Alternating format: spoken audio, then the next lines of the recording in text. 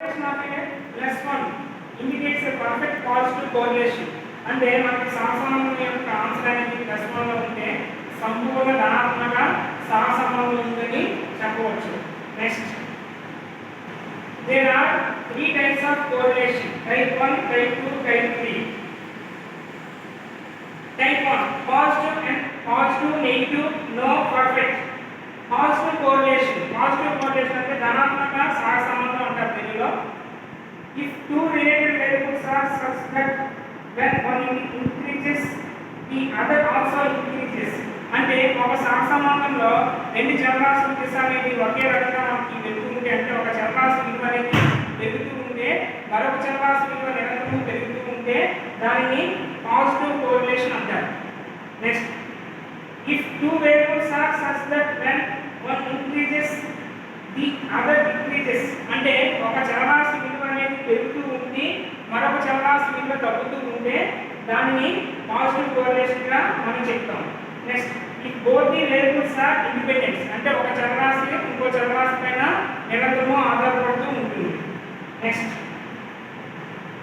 type linear and non-linear, when orders on a graph it tend to be a perfect line, అంటే మనం correlation లో సహసంబంధానికి నిరంతరం రెండు చలరాశులు అనేది పెరుగుతూ ఉంటే ఒక లైన్ అనేది మనకి స్ట్రెయిట్ గా రావడం అనేది జరుగుతుంది. ఒక చలరాశి విలువ పెరుగుతూ మరొక చలరాశి విలువ తగ్గుతూ ఉండేటప్పుడు ఒక లైన్ అనేది మనకి క్రాస్ అవుతూ ఉంటుంది. దాన్ని linear and non linear correlation అంటారు. నెక్స్ట్, దాని యొక్క డయాగ్రమ్స్. కోరిలేషన్ అనేది మనకి 0.1 ఉంటుంది. నెక్స్ట్, నెగిటివ్ లో ఉంటే మనకి నెగిటివ్ నుంచి వస్తుంది. నెక్స్ట్, కోరిలేషన్ అనేది 0 లో ఉంటే మనం ఎటువంటి సహసంబంధం లేదని పూర్తిగా మనం చెప్పడానికి అవకాశం అనేది లో ఉంటుంది. నెక్స్ట్, సింపుల్ సాధారణ సహసంబంధం అంటారు. సింపుల్ కోరిలేషన్ అంటే 2 ఇండిపెండెంట్ అండ్ 1 డిపెండెంట్ వేరియబుల్, అంటే రెండు చలరాశులు ఒక చలరాశి పైన ఆధారపడడం. 1 dependent and more than 1 dependent variables, అంటే రెండు చలరాశుల కంటే ఎక్కువ చలరాశులు అనేది దీని మీద ఆధారపడడం అనేది జరుగుతూ ఉంది. 1 dependent variable and more than dependent variable, but only one dependent variable is considered and other independent variable are considered constant. అంటే రెండు చలరాశులలో పెరిగే కొద్దీ, అంటే ఒక చలరాశి విలువ పెరుగుతూ ఉండేటప్పుడు ఇంకొక చలరాశి విలువ కాన్స్టెంట్ గా ఉంటుంది, అంటే స్థిరంగా ఉండడం అనేది జరుగుతుంది. ఆ రకంగా ఉంటే దాన్ని సింపుల్ కోరిలేషన్, సాధారణ సహసంబంధం అంటారు. నెక్స్ట్,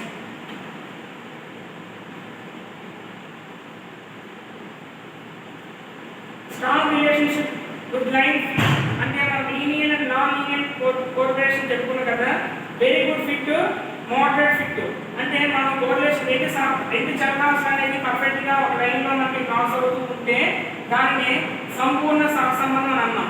అయితే రెండు చలరాశులు అనేది ఒకటి పెరుగుతూ ఒకటి తగ్గుతూ ఉంటుంది, అంటే ఒక లైన్ అనేది పెరుగుతూ ఒక లైన్ అనేది మనకి తగ్గుతూ ఉంది. దాన్ని ఏమన్నా సంపూర్ణ నెగిటివ్, అంటే రుణాత్మక సహసంబంధంగా మనం చెప్పుకోవడం జరుగుతుంది.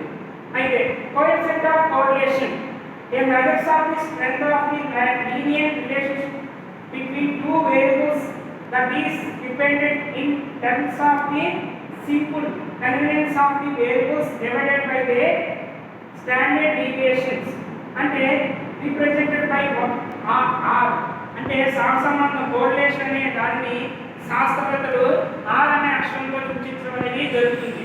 అయితే దీని యొక్క లీవ్స్, అంటే దీని యొక్క ఆన్సర్ అనేది మనం ప్రాబబిలిటీస్ గా మనం చూసుకుంటే +1 to -1 ఉంటుంది.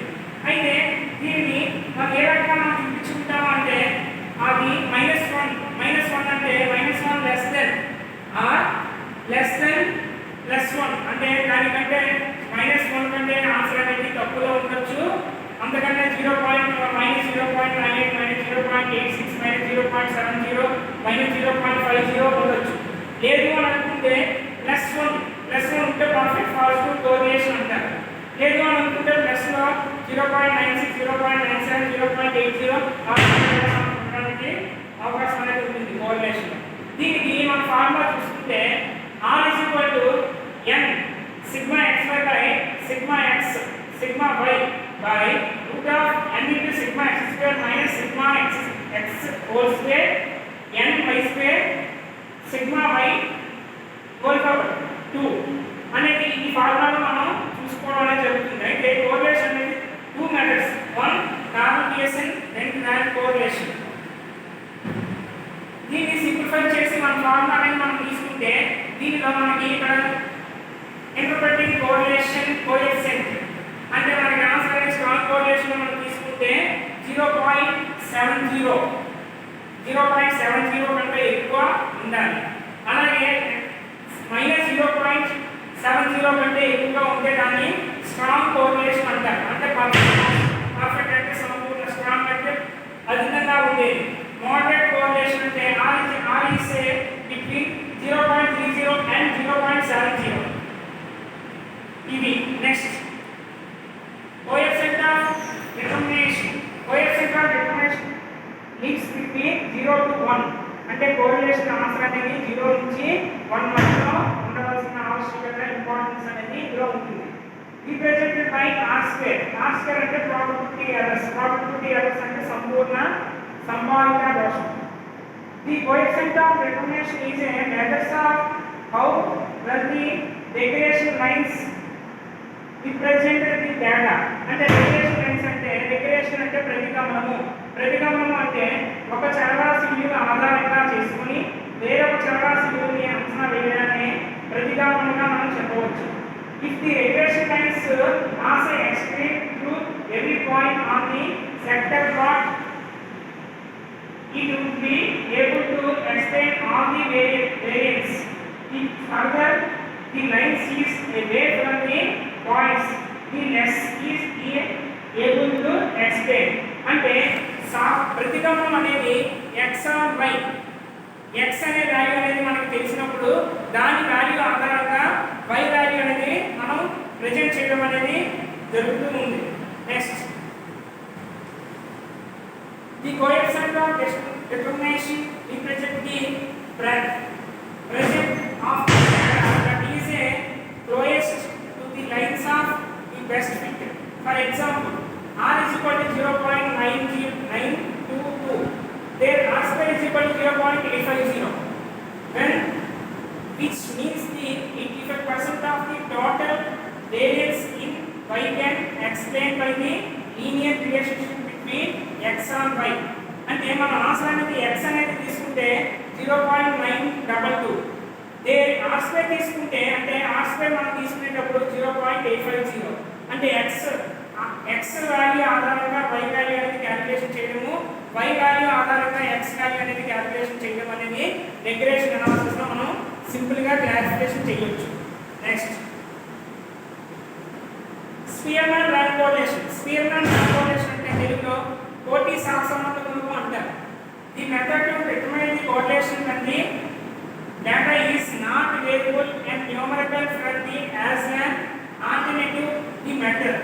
అంటే మనకి సహసంబంధ గుణకంలో వేరేగా కార్బోనేషన్ మెథడ్ కాకుండా వేరే మెథడ్లో మనం ప్రాబ్లమేటిక్ అనేది మనం చేయాలి అనుకుంటే ర్యాంక్ కోరిలేషన్ అనేది ఉంటుంది. ఏ రకంగా అంటే the method of the rank correlation is use. Rank correlation అనేది ఎలా తీసుకుంటుంది?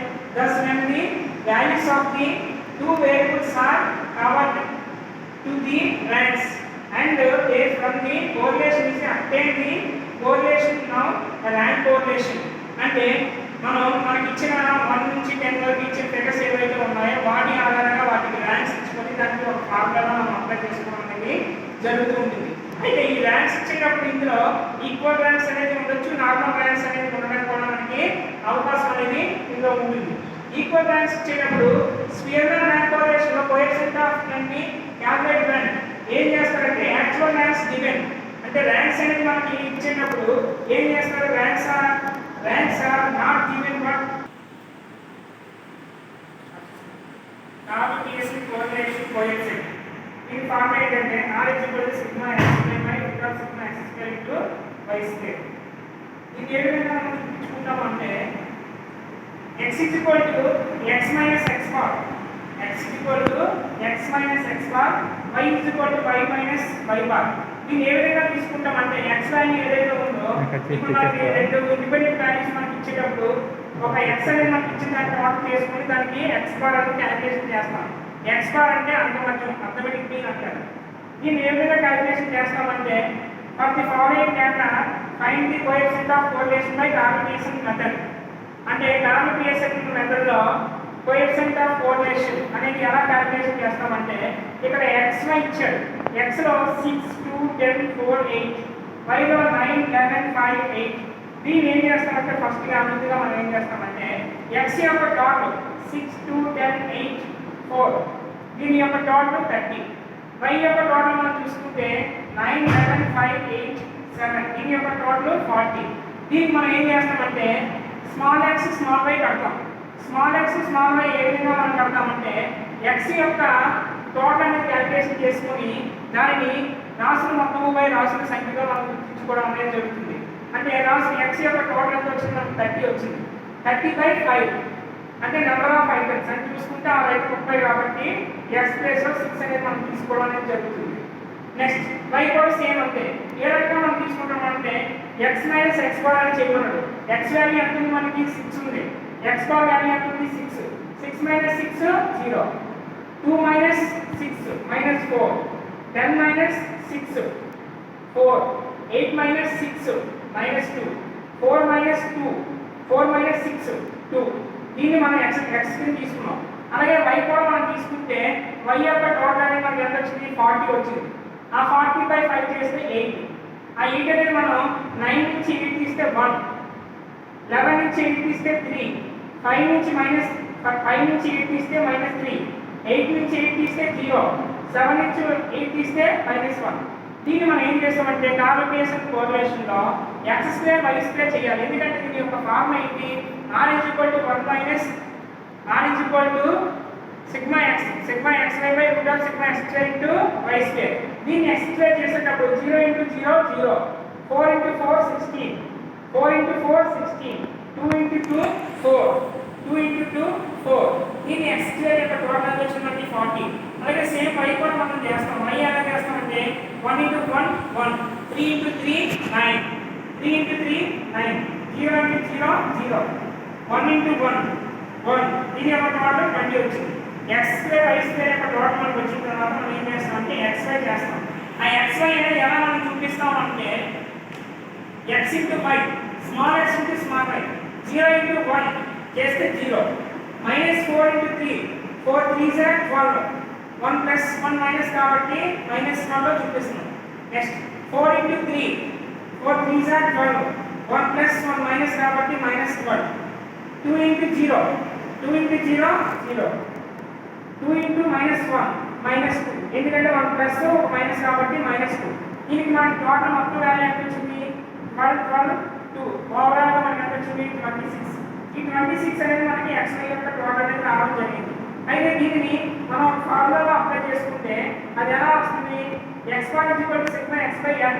సిగ్మా x అంటే దాని యొక్క total 30/5 6. y bar = sigma y/n. y 40/5 = 8. దీని ఫార్ములాలో చూసుకుంటే r = sigma xy by root of sigma x² into y². xy యొక్క టోటల్ ఎంత వచ్చింది, -26 by root of sigma x² total 40 into sigma y² యొక్క టోటల్ 20. 40 ఇంటూ 20 చేస్తే 800 -26 బై రూట్ ఆఫ్ 800. 800 అనేది route చూస్తే మనం 40 50 దగ్గరలో వస్తుంది. దానికి ఆన్సర్ ఏంటంటే -0.92 అనేది. ఈ రకంగా డార్విన్ పియర్సన్ కోరిలేషన్స్ అంటే డార్విన్ పియర్సన్ సహసంబంధ గుణకం అనేది మనం క్యాలిక్యులేషన్ చేసుకోవడం అనేది జరుగుతుంది. నెక్స్ట్ దీన్ని డైరెక్ట్ మెథడ్లో కూడా మనం ఫార్ములా అనేది మనం అప్లై చేసుకోవడానికి అవకాశం అనేది ఇంట్లో కూడా మనం డైరెక్ట్ మెథడ్లో కూడా లెక్క చేయడానికి అవకాశం ఉంది. డైరెక్ట్ మెథడ్ అయితే ఈ ఫార్ములా అనేది తీసుకోవచ్చు. r = n × n of sigma xy by sigma x sigma y by root of n × sigma x² minus sigma x whole square into root of n of sigma y² minus y². దీని యొక్క total అనేది అంటే దీని మీద కూడా మనం ఈ formula అనేది డైరెక్ట్ మెథడ్ షార్ట్ కట్ మెథడ్లో దీని ఈక్వేషన్స్ అనేది మనం తీసుకోవడం అనేది జరుగుతుంది. నెక్స్ట్ ఇంకోటి ఏంటంటే Spearman rank correlation. Spearman rank correlation already మనం చెప్పుకున్నాం. r = 1 - sigma d² m³ - n. దీన్ని ఏ విధంగా తీసుకుంటారంటే when e = d అనేది మనకి ఎలా వస్తుందంటే r1 - r2 చేస్తే మనకి d వస్తుంది. RX మనకి ఎలా వస్తుంది ర్యాంక్స్ ఆఫ్ X, RY మనకి ఎలా వస్తుందంటే ర్యాంక్స్ ఆఫ్ Y. అంటే X యొక్క ర్యాంక్ అనేది ఆధారంగా మనం తీసుకుంటే దాన్ని R1 అని, Y యొక్క ర్యాంక్ ఆధారంగా తీసుకుంటే దాన్ని R2 అనేది మనం తీసుకోవడం జరుగుతుంది. R1 మైనస్ R2 చేస్తే మనకి D అనేది వస్తుంది. ఆ D వచ్చేటప్పుడు దానికి ఒక ప్రాబ్లం తీసుకుంటే దాన్ని D స్క్వేర్ చేసి 6 sigma D square n cube minus n అనేది మనం తీసుకుంటే 6 సిగ్మా D స్క్వేర్ అంటే D స్క్వేర్ యొక్క మనకు ప్రాబ్లం వస్తుంది. D వస్తుంది, దాన్ని స్క్వేర్ చేస్తాం. దాన్ని స్క్వేర్ చేసిన తర్వాత D స్క్వేర్ కి 6 తో క్యాలిక్యులేషన్ చేస్తే మనకు ఆటోమేటిక్గా వచ్చేస్తుంది. నెక్స్ట్ ఒక ప్రాబ్లం అనేది తీసుకుంటే calculate the square rank correlation coefficient of between advertisement cost and sales from the following data. Advertisement cost 39, 65, 62, 90, 82, 75, 25, 98, 36, 78. అలాగే సేల్స్ తీసుకుంటే 47, 53, 58, 86, 62, 68, 60, 91, 51, 84. ఈ ప్రాబ్లం అనేది మనం తీసుకుంటే దీనికి ఏ విధంగా మనం చూసామంటే R1 అనేది మనం క్యాలిక్యులేషన్ చేసుకుంటే X లో ఏదైతే హైయెస్ట్ ఫిగర్ ఉందో దాని నుంచి మనం ర్యాంక్స్ అనేది ఇవ్వడం అనేది జరుగుతుంది. ఏ విధంగా ఇస్తామంటే మొత్తం భాగాలు ఎన్ని ఉన్నాయి 10 ఉన్నాయి. 10 ఉన్నాయంటే ఖచ్చితంగా 10 ర్యాంక్స్ అనేది ఇవ్వాల్సిన ఆవశ్యకత అనేది ఇంపార్టెన్స్ ఉంది. దీంట్లో హైయెస్ట్గా మనం తీసుకుంటే 98 కాబట్టి 98గా 1 అని చూపించాము. తర్వాత హైయెస్ట్ ఫిగర్ 90 కాబట్టి 2. అలాగే నెక్స్ట్ హైయెస్ట్ ఫిగర్ 82. అలా మనం మొత్తం భాగాలు ర్యాంక్ తీసుకుంటే 10 వరకు మనం ర్యాంక్స్ ఇస్తాం. అలాగే RYలో కూడా మనం తీసుకుంటే హైయెస్ట్ ఫిగర్ ఎంతైతే ఉందో అది కూడా 98 ఉంది కాబట్టి 91 అనేది ఉంది. దీంట్లో కూడా మనం ఏంటంటే అందులో కూడా ర్యాంక్ అనేది ఇవ్వడం జరిగింది. R1లో R2లో మనం ర్యాంక్స్ ఇచ్చినప్పుడు R1 మైనస్ R2 చేస్తే D వస్తుంది. R1 అంటే 8 ఉంది. 8 నుంచి 10 తీస్తే -2, 6 నుంచి 8 తీస్తే -2, 7 నుంచి 7 తీస్తే 0, 2 నుంచి 2 తీస్తే 0, 3 నుంచి 5 తీస్తే -2, 5 నుంచి 4 తీస్తే 1, 10 నుంచి 6 తీస్తే 4, 1 నుంచి 1 తీస్తే 0, 9 నుంచి 9 తీస్తే 0, 4 నుంచి 3 తీస్తే 1. అలాగే మనకి D వచ్చింది. దాన్ని స్క్వేర్ చేశారు. దాన్ని స్క్వేర్ చేస్తే 2 into 2 4, 2 into 2 4, 0 into 0 0, 0 into 0 0, -2 into -2 plus 4, 1 into 1, 4 into 4 16, 0 into 0 0, తర్వాత 0, తర్వాత 1 into 1 1. మొత్తం ఓవరాల్ D స్క్వేర్ యొక్క టోటల్ వచ్చింది మనకి లెక్కలో 30 వచ్చింది. ఈ 30ని ఎలా చూపించామంటే R is equal to 1 minus 6 sigma D square by n cube minus n. R is equal to 1 minus 6 sigma D square అంటే 6 into 30. 6 into 30 D square యొక్క టోటల్ అనేది మనకి 30 వచ్చింది బై n cube అంటే నెంబర్ ఆఫ్ ఐటమ్స్ అనేది ఎక్కడ మనం తీసుకుంటే నెంబర్ ఆఫ్ ఐటమ్స్ ఏమి ఉన్నాయి ఓవరాల్ గా 10 ఉన్నాయి కాబట్టి n cube అనేది తీసుకోవడం జరిగింది. అంటే 10 into 10 into 10. దాన్ని చూస్తే ఎంత వచ్చింది మనకి ఈ రకంగా మనం తీసుకుంటే 9,000 వస్తుంది. 1000 నుంచి 10 తీస్తే 990. ఈ ప్రకారం మనం తీసుకుంటే R is equal to 1 minus R into 30 చేస్తే మనకి 2 by 11 అంటే 9 by 11 is equal to 0.82. అంటే ర్యాంక్ కోరిలేషన్ అనేది మనం ర్యాంక్ కోరిలేషన్ ప్రకారంగా తీసుకుంటే ఈ ఫార్ములాలో అప్లై చేసుకోవడానికి అవకాశం అనేది ఉంటుంది. Next in case of equal ranks problematics లో మనం ఇచ్చేటప్పుడు ఒకే ర్యాంక్ అనేది 2 టైమ్స్ కానీ 3 టైమ్స్ కానీ మనకి రిపీట్ అయితే దాన్ని ఈక్వల్ ర్యాంక్స్ అంటారు. ఈక్వల్ ర్యాంక్స్ వచ్చేటప్పుడు మన ఫార్ములా ఏంటి R is equal to 1 minus 6 sigma D square plus 1/12 n2 minus m plus 1/12 n2 minus m plus and so అంటే ఎన్నిసార్లు అయితే మనకి ఈక్వల్ ర్యాంక్స్ అనేది రిపీట్ అవుతున్నాయో దాని ప్రకారం ఆటోమేటిక్గా 1/12 n2 minus m అనేది ఆటోమేటిక్గా పెరుగుతూ ఉంది by n2 minus n. ఇదేంటంటే m is equal to number of extant items. దీంట్లో మనం అనేది ఇందులో ఒక ప్రాబ్లం ఇచ్చాడు. ఒక ప్రాబ్లం అనేది మనం చూసుకుంటే ఇందులో ABC పేరు చెప్పేసి దాని ఫిగర్స్ ఇచ్చాడు. దాని ఫిగర్లో AB అని ఇచ్చాడు. అయితే ఇక్కడ మనకి ఇందులో మనం చూసుకుంటే ఇందులో కొన్ని ర్యాంక్స్ అనేది ఆటోమేటిక్గా రిపీటెడ్గా వస్తున్నాయి. అది ఏ రకంగా వస్తున్నాయి అంటే ఇందులో మనకి ఫస్ట్లో చూసుకుంటే ర్యాంక్ 1 అనేది 30 అనేది 2 టైమ్స్ ఉంది. 2 టైమ్స్ అనేటప్పుడు దాన్ని ఏ రకంగా మనం చూసుకుంటాం అంటే 1 + 2 = 3, 3/2 అంటే 1.5 1.5.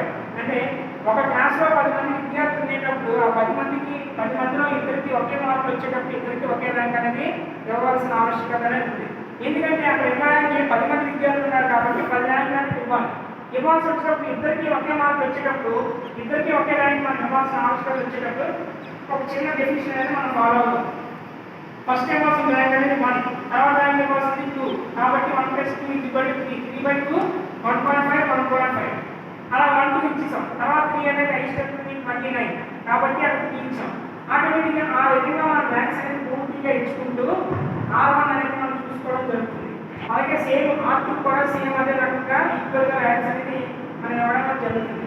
దాన్ని D అనేది చేయాలి. D అనేది ఎలా చేస్తామంటే R1 - R2, R1 - R2 అంటే 6 - 1 అంటే 5, 3 - 2 1, 8.5 - 9.5 - 1, 10 - 4 6, 1.5 - 5 3.5, 8.5 - 3 5.5, 5 - 8 -3 అలా మొత్తం అంతా D స్క్వేర్ చేసి దాన్ని D స్క్వేర్ చేసాం. 5 5 25 1 1 1 తర్వాత 1 6 6 36 3.5 × 3.5 12.25 5.5 × 5.5 30.25 3 × 3 9 5.5 × 5.5